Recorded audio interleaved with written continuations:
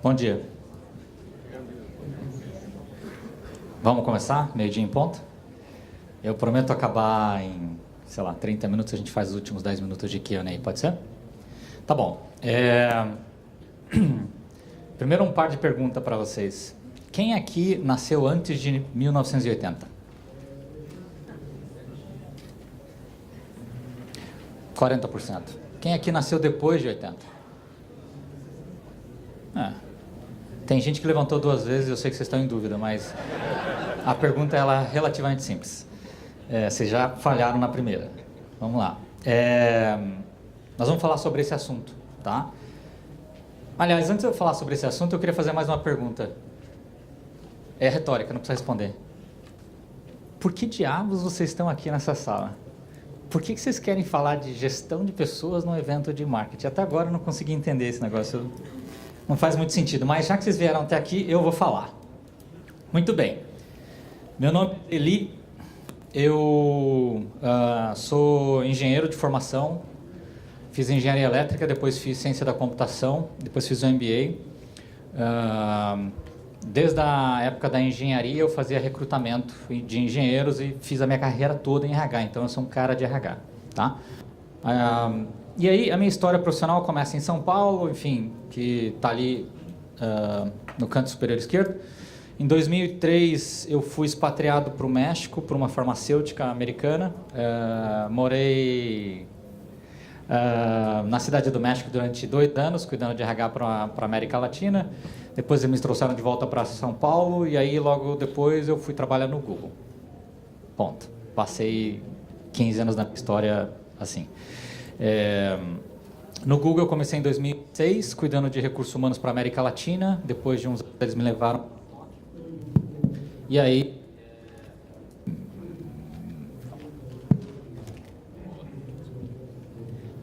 a gente recomeça.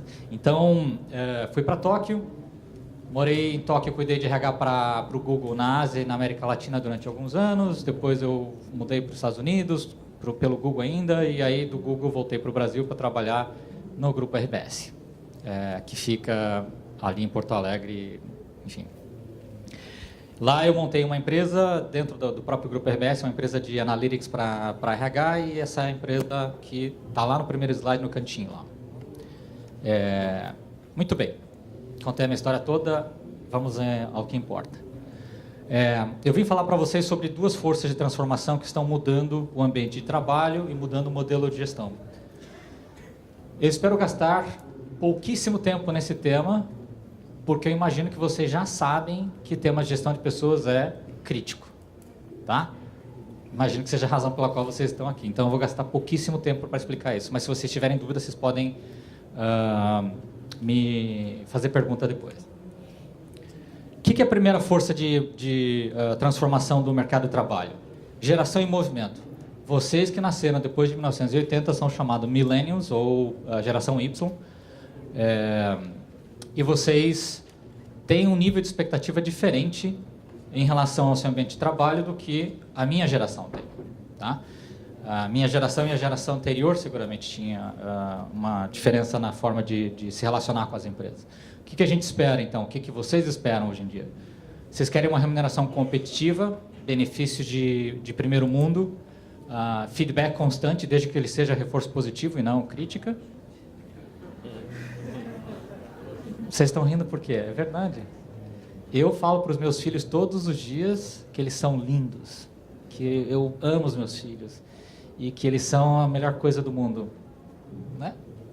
O que você acha que eles vão querer quando eles tiverem 22 anos e estiverem entrando nas empresas? Reforço positivo, eles não estão acostumados a receber crítica. Eles também querem flexibilidade, trabalho remoto, horário flexível e oportunidade para crescer, preferencialmente uma vez por ano. Então, nós vamos ter aquelas estruturas organizacionais assim que o cara vai tendo promoção de nível a cada 12 meses. Eu não vou justificar isso aqui porque vocês já sabem que isso é verdade, tá? Vamos seguir. Segunda força de transformação é dados.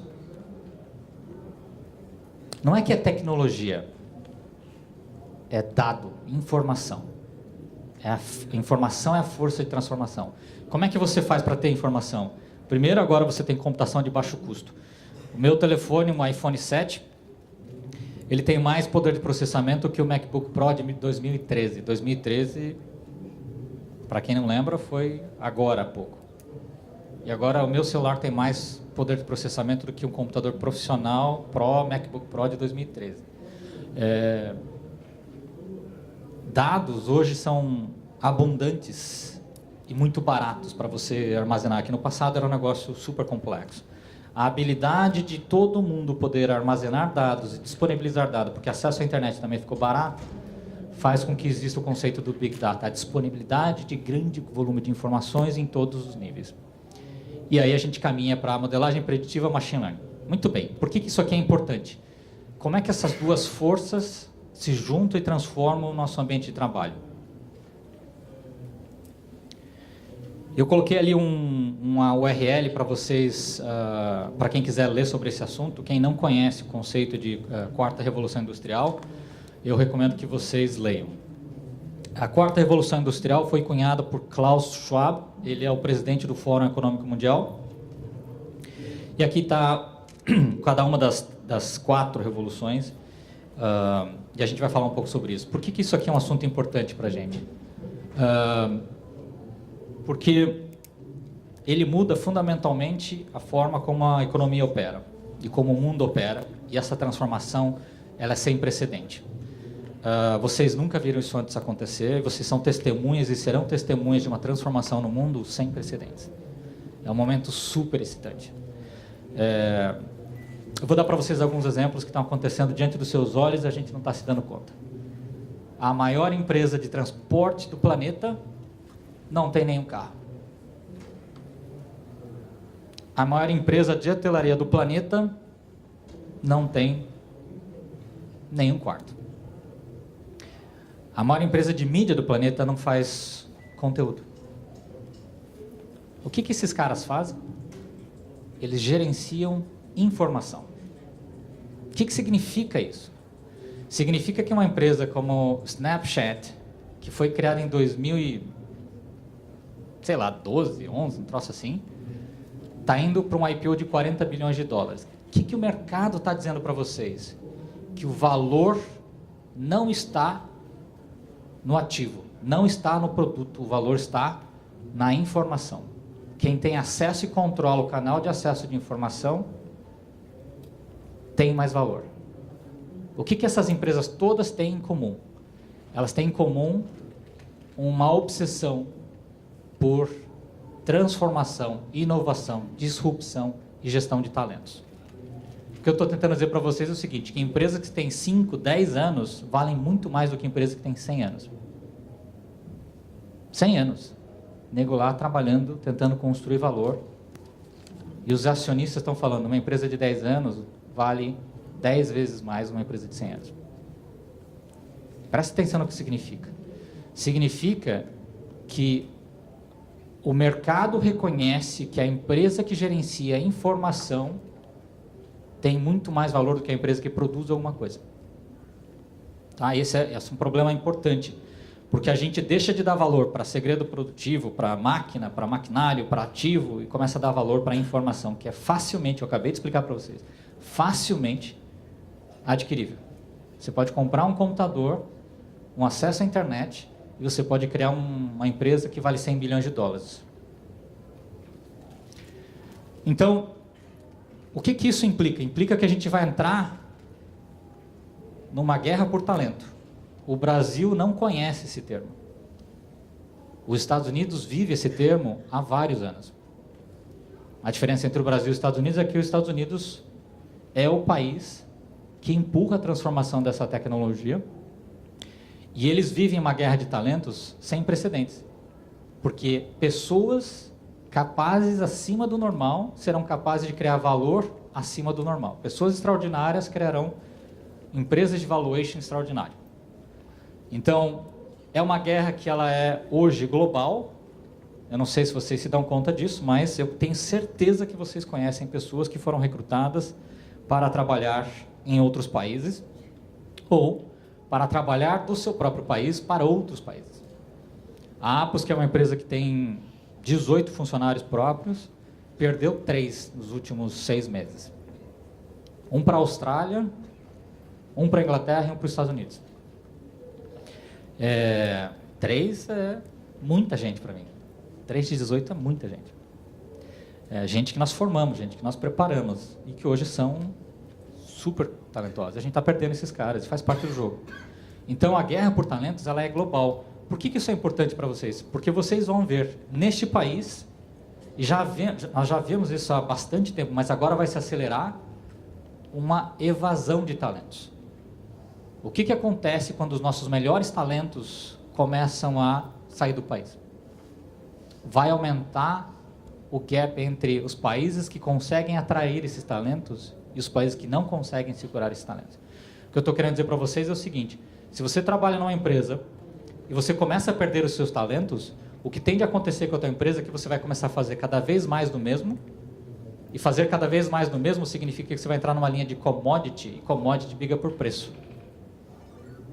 A sua empresa vai valer cada vez menos, porque os múltiplos que você vai conseguir em cima do EBITDA da tua empresa vão ser cada vez menores. Começam a cair de empresa de alto potencial de crescimento de 20, cair para 10, cair para 5, cair para 4. O que significa que os seus acionistas também vão se dar conta que a empresa vale cada vez menos na linha do tempo. E aí começa um downward spiral no Brasil e vai reduzindo o valor do capital no Brasil. Então, é importante vocês entenderem a dinâmica do que está acontecendo, porque vai mudar a forma como vocês vão conseguir captar, crescer a empresa de vocês e ganhar dinheiro nesse mercado. Hoje, o Silicon Valley tem... Eu sei que isso aqui não é um fórum de tecnologia, mas é importante vocês entenderem. O Silicon Valley tem uma capacidade de atração gravitacional dos talentos como nunca houve antes. Todos os melhores engenheiros querem trabalhar lá, porque todas as empresas que estão mudando o mundo estão lá. Então, o desafio que nós temos é criar um modelo de gestão e um ambiente de trabalho que seja transformador. Porque se nós não fizermos isso, a gente vai continuar declinando na nossa capacidade de inovação e a distância só vai aumentar. A gente vai ter gente empreendedora, brilhante, sonhador, que vai montar uma ideia brilhante, mas não vai conseguir executar ou vai ter dificuldade de executar e competir contra empresas que estão melhor sustentadas por investimento, capacidade de atração de talentos e a retenção desses talentos. Então, isso implica numa nova ordem. Essa nova ordem propõe o declínio do modelo de comando e controle, porque as pessoas que você vai precisar atrair não querem trabalhar num modelo de comando e controle, elas querem um modelo participativo e colaborativo. Então, se você está preocupado com gestão de pessoas nas suas organizações, comecem a se preocupar em estudar o tema. Minha recomendação, eu vou dar para vocês uma lista de materiais para vocês lerem sobre o assunto, mas eu recomendo que vocês olhem a tese de comando e controle e alguns dos modelos que eu vou mostrar em seguida aqui. Vocês também vão ver uma transformação importante na forma como as pessoas fazem gestão de pessoas, de gestão dentro das empresas, que é o seguinte: as empresas no passado contratavam porque achavam que poderiam dar oportunidade de carreira para as pessoas. Os melhores talentos descobriram que existem empresas novas que querem contratar por um propósito, por uma missão. Quando alguém vai trabalhar no Google, a missão do Google diz lá que eles querem reunir toda a informação do mundo e torná-la universalmente acessível, etc. Tá? Se você olhar a missão do que o Facebook está tentando fazer, o Google está tentando fazer, o Snapchat está tentando fazer, todas essas empresas de tecnologia estão tentando fazer, eles estão querendo mudar o mundo. Eles não querem ganhar dinheiro. Ganhar dinheiro é consequência. Eles querem mudar o mundo. E o propósito é o que leva as pessoas. Se você trabalha numa empresa que fabrica, sei lá, fumo, detesto usar um exemplo, mas você vai ter mais dificuldade de atrair essas pessoas porque elas têm agora como alternativa a opção de trabalhar numa empresa que quer mudar o mundo.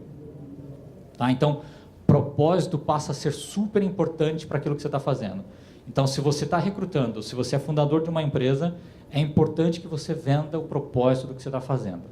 E uma prática muito comum entre as startups americanas é isso. Não sei se vocês perceberam, se você fala com qualquer startup americana, ele não está tentando fazer um negócio, ele está tentando mudar o mundo, está tentando transformar uma indústria, ele está tentando revolucionar uma indústria. Aqui no Brasil, quem faz isso muito bem é o Nubank. O Nubank faz super bem esse trabalho. Doutor Consulta, para quem não conhece, faz super bem esse trabalho. Eles falam que eles querem levar saúde para a classe C, classe D. Eles querem democratizar o acesso à saúde de qualidade. Isso é mudar o mundo. Então, muito cuidado com a forma como vocês vendem e se posicionam daqui para frente. Penúltimo ponto a gente tem hoje o efeito do Google nos ambientes de trabalho. E eu coloco o Google Effect porque é a forma mais fácil de vocês reconhecerem, porque ficou famoso, né? O Google ficou famoso porque tem escorregador nos restaurantes, tem sofazinho, rede, enfim, comida grátis, aquela coisa toda. O Google não inventou aquilo, não sei se vocês sabiam. O Silicon Valley já era assim, antes do Google. Só que o Google elevou isso numa escala global, porque tinha bastante dinheiro e começou a fazer mais e mais e mais, começou a ficar famoso. Mas isso já existia, já era hábito lá da época do Vale do Silício.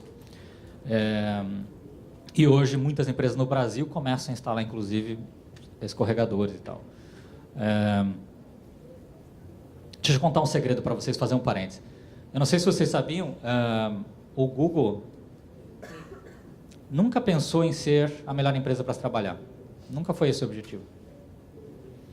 O objetivo era, no RH, que a gente pudesse tomar as decisões corretas. A gente só queria tomar as decisões corretas. Então, a gente criou uma série de sistemas para analisar os dados, analisar as necessidades dos nossos funcionários e tomar as decisões corretas. O que é tomar a decisão correta? É ser capaz de, numa multidão, encontrar as pessoas que eu preciso promover. Saber exatamente quem eu tenho que promover. Saber exatamente quem eu tenho que demitir. Saber exatamente quem eu tenho que dar mais estoques, ou dar mais benefício, ou aumentar a flexibilidade do trabalho. Ao tomar as decisões corretas com mais frequência, porque a gente estava usando muito dado para analisar o comportamento das pessoas, o Google se tornou uma empresa em que as pessoas se sentem reconhecidas e valorizadas. E aí, como consequência, virou uma das empresas em que as pessoas querem trabalhar, porque esta fama começou a circular no mercado. E aí o Google achava que para que as pessoas pudessem ser mais produtivas, sair para almoçar na hora do trabalho era perda de tempo. Como o dinheiro não é obstáculo, vamos fazer o seguinte, vamos construir um restaurante aqui dentro, em vez de dar vale-refeição para as pessoas almoçarem fora, a gente constrói um restaurante, dá comida boa, e eles vão sentar juntos e vão continuar trabalhando e discutindo o trabalho, criando oportunidade de networking, criando oportunidade de cooperação. E foi assim que a gente criou um conceito todo de o lugar é cool. Não era exatamente esse o objetivo. O objetivo realmente era que a empresa fosse cada vez mais integrada, cooperativa, e que isso tivesse um efeito positivo nas pessoas. Por último, eu gostaria que vocês estudassem holacracia, porque é um dos temas que seguramente surgirá, é um tema que surgirá forte nos próximos anos, e eu vou citar para vocês alguns exemplos. Harvard Business Review, Morningstar Company, é uma empresa de processamento de tomate. Isso foi uma pesquisa, isso é uma publicação, acho que de 2013, se eu não estou enganado. Foi publicada pelo Gary Hamel. O Gary Hamel é um especialista em novos modelos de gestão, e ele fala sobre a Morningstar. O case da Morningstar é uma empresa que não tem gestor. Muitos de vocês devem ter ouvido falar disso, tem várias empresas no Brasil usando essa metodologia. É uma metodologia que a gente ainda não sabe se efetivamente funciona em escala. No Google nós tentamos entre os engenheiros em 2006 e não funcionou. A gente teve que voltar atrás. Então não é para todo mundo, não é para todo tipo de profissional, não funciona para toda a cultura, mas é um tema que está ganhando muita força e que vocês têm que estar atentos para ver se deveria ser considerado para a empresa de vocês. A Valve, eu recomendo que vocês leiam esse material aqui, que é o Employee Handbook, você acha ele na internet. Ele fala sobre o conceito de gestão da Valve num livro, e você consegue entender exatamente como a empresa opera lendo o livro. Se você ler o livro, a cultura da empresa está impressa em letras. Impressionante o negócio. E eu recomendo fortemente que vocês leiam esse material. E uma empresa brasileira que usa holacracia, o Vagas.com. Vocês, enfim, tem material abundante sobre esse assunto, mas eu recomendo também que vocês leiam o case da Vagas.com para vocês entenderem um pouco mais do assunto. Por último, esses são as minhas recomendações para vocês. Esse é o último slide. Eu vou passar rapidamente sobre cada um deles. Radical Candor é um livro sobre feedback honesto, brutalmente honesto. Às vezes muito ácido para brasileiro, tá? Mas é uma forma bem americana de ver como é que você dá um feedback honesto sem que a pessoa se sinta ofendida. Você cria um protocolo de relacionamento para que as pessoas possam dar e receber feedback de maneira muito transparente. Netflix Culture foi chamado pela Sheryl Sandberg a publicação mais importante do Silicon Valley nos últimos anos, na área de gestão de pessoas. Ele é como o da Valve, ele fala sobre a cultura da Netflix e como eles fazem as coisas, e por que eles fazem do jeito que eles fazem. Recomendo fortemente que vocês leiam esse material. Adam Grant Originals é um livro que foi publicado recentemente pelo Adam Grant. O Adam Grant deve vir para a HSM, ainda é segredo, ninguém podia saber. Mas o Adam Grant deve vir para a HSM esse ano. Ou é ano que vem? Não, acho que é ano que vem, desculpa. Ele é pro evento. Ele é hoje o maior guru, enfim, de gestão e HR Analytics na Costa Oeste. Professor de Wharton. E é um cara que tem uma visão super bacana de como é que se usa Analytics em gestão de pessoas. Originals é um livro interessante sobre isso também. Eu recomendo muito que vocês leiam esse livro aqui do How Google Works, que desmistifica um pouco dessa coisa do Google e traz para vocês um pouco mais de conteúdo de como funcionavam as coisas lá. E assim, mesmo dentro do Google, quando o livro foi lançado, vários dos engenheiros falaram, não é bem assim dentro do Google. O que significa que em qualquer empresa tem áreas que são de um jeito e ligeiramente diferentes em outras áreas. Eu recomendo também que vocês leiam esse negócio de OKRs, que é um assunto que é importante e que vocês seguramente podem se beneficiar de entender como funciona uma metodologia simples, que não precisa de tecnologia, você pode fazer em Excel se você quiser, mas que te ajuda a entender como se estabelecem objetivos desafiadores para a tua organização. E é isso. A gente tem alguns minutos ainda para Q&A. Minha última mensagem para vocês é: pensem no que a gente está fazendo, não só com as empresas de vocês, mas o que a gente está fazendo com o Brasil. O meu call to action para vocês é o seguinte: se vocês não mudarem a forma como as pessoas se relacionam com o trabalho e com as suas empresas, a gente vai continuar sangrando talentos. E quanto mais a gente sangrar talentos, mais difícil vai ficar a vida no Brasil. Eu tenho certeza que vários de vocês aqui conhecem pessoas que deixaram o Brasil nos últimos anos. Vários. E não é uma perda só para a empresa em que ele trabalhava, é uma perda para todos nós, uma perda para o país como um todo. Então, minha preocupação é que a gente continue dando condição para que o país cresça, seja inovador, que as ideias que a gente tem aqui possam crescer e contaminar o mundo, e não a gente só ser contaminado pelas ideias de fora, né? Acho que 90% dos aplicativos que vocês têm no celular de vocês foram criados lá fora. Eu acho que a gente pode fazer mais. É isso. Senhores, dúvidas? Sim. Quer um microfone? Espera aí. Tudo bem, Dali? Obrigado aí pela palestra. Quando você falou ali da comida, uma ligação comida no restaurante grátis no Google, tem uma ligação, pelo menos para mim, muito fácil de entender, que aumenta a produtividade. Você teria como explicar como um escorregador, um exemplo bem específico, ele ajuda também nessa explicação? em relação a negócio, produtividade?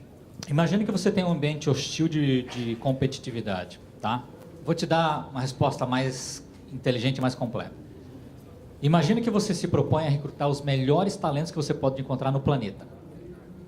Esses caras são altamente competitivos. O ambiente é muito pesado pelo nível de competição que você tem dentro da sua organização por performance. Se você não criar mecanismo de compensação, o ambiente fica super ácido. Então você tem que ter válvula de escape, porque senão as pessoas não aguentam, tá?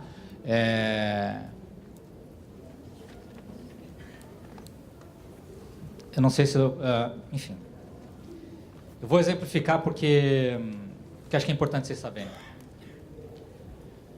Numa das operações do Google, teve uma pessoa que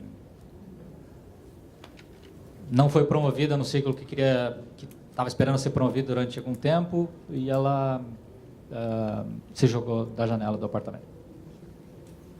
Porque era uma top performer, sempre foi entre as melhores da sua turma, e não estava conseguindo ser uma top performer no Google. Vocês acham que é brincadeira? Não é brincadeira. O ambiente é doente também, tá? E a gente tem que tomar muito cuidado.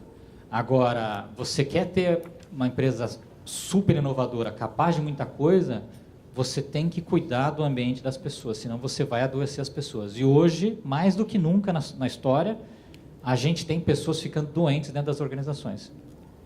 E a gente não consegue controlar isso. Então, a pressão por aumento de produtividade traz um impacto significativo para a qualidade de vida das pessoas e para a saúde mental das pessoas também. Tá? Então, não é brincadeira, não. Quer fazer uma pergunta? Peraí, te dou o microfone. Quem está com o microfone? Tem alguém?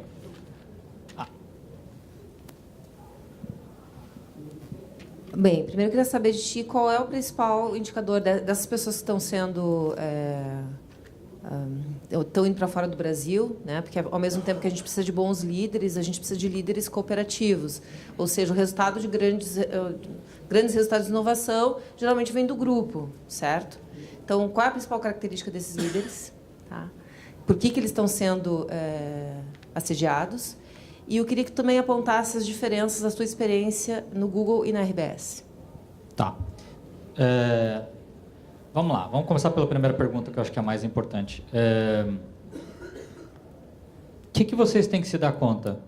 As empresas que são genuinamente atraentes para os jovens não são empresas transformadas, são empresas criadas nesse novo modelo. Tá? Então, se perguntar para um jovem, ele quer trabalhar numa empresa que é criada e liderada por jovens. Ele não quer trabalhar numa empresa criada e liderada por gente de 3 gerações atrás.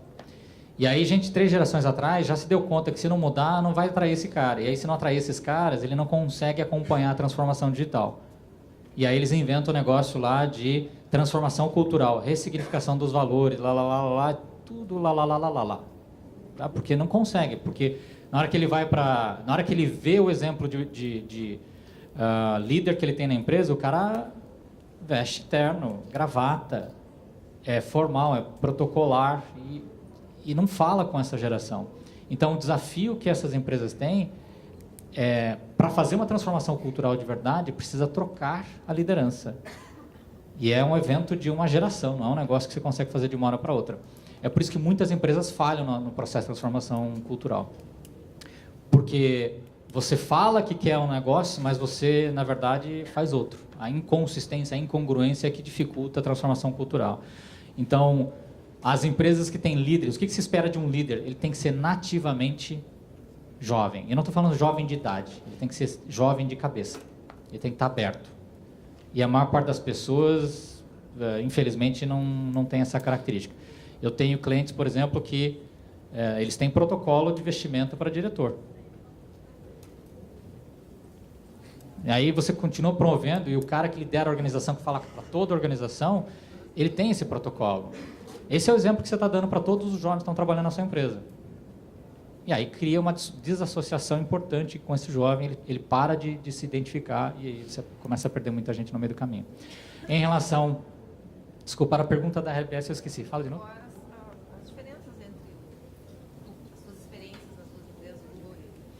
A diferença entre Google e RBS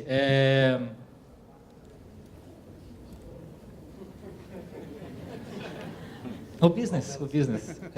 Não, eu acho que fundamentalmente, se eu penso, o presidente do Google tem minha idade, tem 43. O da RBS tem 45, vai. São da mesma geração, tá? Eu não acho que seja uma questão geracional, eu acho que é uma questão de organização. O que acontece? Se você tem um líder que tem uma visão progressista, mas o time de baixo ainda não passou por essa experiência, por essa transformação, tem uma desassociação entre a visão do líder e a execução embaixo. E é muito difícil de ele enxergar, porque não existe ainda, o recurso humano tem um desafio que é como é que eu coleto a informação que está lá embaixo e levo de maneira estruturada para quem toma a decisão lá em cima. As pessoas que tomam a decisão não conseguem enxergar com tanta clareza a organização. Eu te dou um exemplo. Na RBS, eu tinha um time de, sei lá, minha RH mais tecnologia, umas 200 ou quase 300 pessoas. A empresa como um todo tinha, sei lá, 6 mil funcionários. As pessoas vinham falar comigo, olha, puxa, estão falando lá nos corredores, não sei o quê. Gente, não pode ser tão ruim, né, o canal de comunicação das pessoas com a liderança da empresa. Então, o VP de RH, para saber de alguma coisa, alguém tinha que entrar na minha sala, que ficava numa sala isolada, no 6º andar, e falar, olha, estão falando no corredor tal coisa. A gente não tem ainda uma forma correta de entender. Então, tem uma distância muito grande entre líder e liderado nas organizações, e acho que a RBS sofre desse problema junto com todas as outras empresas que eu conheço. Tá? Não é um problema que a gente consiga resolver ainda. Mas aí, de novo, a diferença principal é que tem um alinhamento menor de visão de como a empresa vai ser feita, porque a liderança média da RBS tem mais tempo de organização num formato anterior do que talvez a média dos gestores do Google que foram criados já num modelo novo. O que mais? Tem aí. Falamos bastante do Google, né, da flexibilidade, o almoço ali, para ter as pessoas ali produzindo. Como é que você vê isso no Brasil com o modelo de CLT que nós temos? Lógico, essa geração está bem aberta, mas existem várias gerações e vários segmentos, né? Eu te diria o seguinte, ó, essa é uma pergunta bem interessante. Você lembra que o Google tem a operação no Brasil, certo? E que o Google no Brasil ganhou seguidamente a melhor empresa para trabalhar no Brasil durante vários anos. Então, a minha resposta para você é possível. Tá? O que significa os riscos, quais são os riscos que você vai tomar? No Google, por exemplo, na área de engenharia, eu pedi para um dos meninos que trabalhava no nosso helpdesk, aliás, só para vocês entenderem a loucura, né? O helpdesk do Google, helpdesk vocês lembram, né? O cara que vai lá e arruma teu computador não conecta na internet, ele vai lá e arruma. Os dois que trabalhavam no helpdesk do Google aqui no Brasil eram formados na Poli, na Universidade de São Paulo. Aí o menino era, obviamente, genial, né? Eu falei, puta, você sabe programar? Ele falou, claro. Eu falei, então, você vai fazer o seguinte para mim, você vai fazer um sistema de ponto eletrônico, que as pessoas vão poder apertar um botãozinho e vai registrar o horário, e aí no final do mês elas vão poder abrir a tabela e ir lá ajustar o que ela quiser. E aí, fecha. Ele, tá bom, eu fiz. O que eu fiz então? Eu fiz um sistema de ponto eletrônico que é totalmente aberto. Eu disse para os funcionários, o sistema é aberto. Você pode ir lá e encher de horas se você quiser. Só que se você fizer isso, você quebra um protocolo de confiança e acabou a conversa. Então, se eu percebo que um funcionário tem consistentemente a hora extra, o chefe dele fala, esse negócio está meio esquisito, tá? Eu cometi um erro de contratação, não é um erro de gestão. E essa é a diferença fundamental. Então, eu não acho que a lei do Brasil te impede de fazer as coisas, mas é a mentalidade que a gente usa, porque a gente está acostumado com comando e controle. Eu quero controlar o que o cara faz. Não é assim. Você vai monitorar. E aí, a informação vai te ajudar a tomar a decisão de desligar. Porque aí o problema não é um erro de gestão, o problema é um erro de contratação. O perfil contratado está errado. Entendeu? Você contratou a pessoa com índole incorreta. E eu acho que aí, se você fizer isso sistematicamente, dá para fazer muita coisa, apesar da nossa CLT. Tá? Tinha muita quebra de protocolo? Não. Eu nunca demiti ninguém por causa disso. Não, é totalmente legítimo. A pessoa pode registrar o horário que ela quiser. Você não pode ir lá mudar o que ela registrou. Aí tem um risco jurídico. Mas ela tem o direito de registrar o que ela quiser. Tá?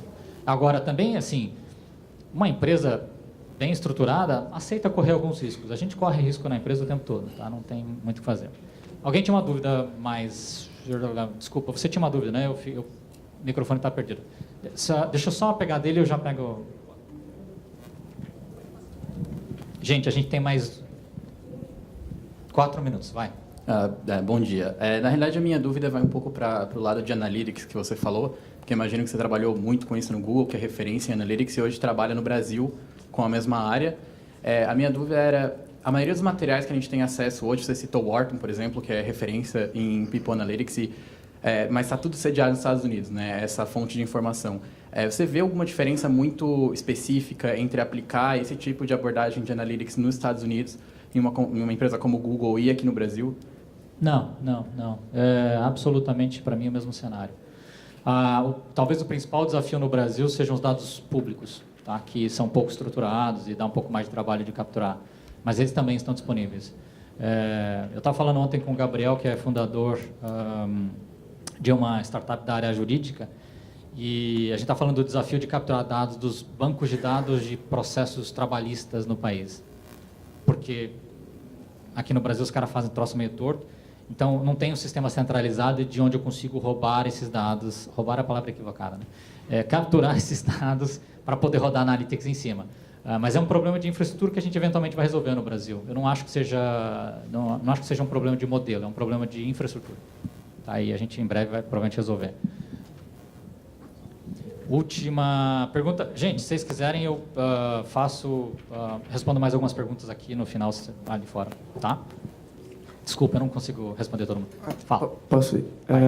Tu falou que no Google vocês faziam, tomavam cuidado para fazer as decisões corretas, né? Falou até de um sistema que vocês criaram para poder gerenciar e tal. Como é que funcionava tudo isso? Como é que vocês transformavam as inspirações das pessoas para botar num sistema? Tá. Essa pergunta também é interessante. Você sabia que o Facebook sabe quando você vai se divorciar? Você não deve ser casada, né? Você não tem idade para estar casado, mas o Facebook sabe porque o comportamento de todo mundo que se divorcia, que vai lá e fala era casado, aí ele fala solteiro, é típico. Ele começa a dar like em página de outras pessoas, ele começa a dar like em fotinho de outras pessoas, ele para de dar like na fotinho da esposa. O comportamento é típico. Aí, de repente, pum, muda para solteira. Certo? É o padrão de comportamento que te permite identificar o que o indivíduo vai fazer. Basicamente, a mesma tecnologia, o que a gente faz é o seguinte, a gente identifica, por exemplo, no Google, a gente identifica quem tem probabilidade alta de pedir demissão. O que você faz? Mesma coisa do divórcio. Olha, qual é a performance do cara, a relação dele com o chefe, quanto tempo faz que ele não foi promovido, qual é o nível salarial dele versus o mercado. Você começa a anotar uma série de variáveis, roda um algoritmo de identificação de padrão, identifica o que sempre acontece com o cara que pede demissão, pega aquela informação, joga num algoritmo de classificação e ele te dá o grau de risco de cada indivíduo. Entendeu? Tão simples quanto isso. Obviamente que você também consegue modelar, por exemplo, poxa, e se eu pegar a ideia mais salário, o que acontece com o grau de risco? Se eu trocar ele de posição, se eu trocar ele de chefe, qual a variância que você tem no resultado? É isso, tecnologia super acessível, não é nada do outro mundo. Tá? A diferença é que ninguém faz nada com dado nas empresas. Vocês têm todos esses dados nas empresas de vocês. Outro exemplo, está todo mundo freaking out porque o Google e o Facebook sabem onde vocês andam, né? Porque ele monitora vocês pelo aplicativo, certo? A Telefônica sabe disso há 20 anos. Eles são incompetentes para usar o dado, né? Mas a informação sempre esteve disponível. Então, qual é a mudança entre Telefônica e Google? É a capacidade de entender como usar a informação. E é por isso que o Google vale mais do que a Telefônica. Entendeu? Pound per pound, né? Equivalência. Então, eu acho que se você tem uma empresa onde você sabe usar a informação que você tem disponível das pessoas, talvez a tua empresa seja melhor para gerir pessoas do que uma empresa que tem informação, mas não sabe usar. Esse é o argumento. Senhoras, muito obrigado. Valeu.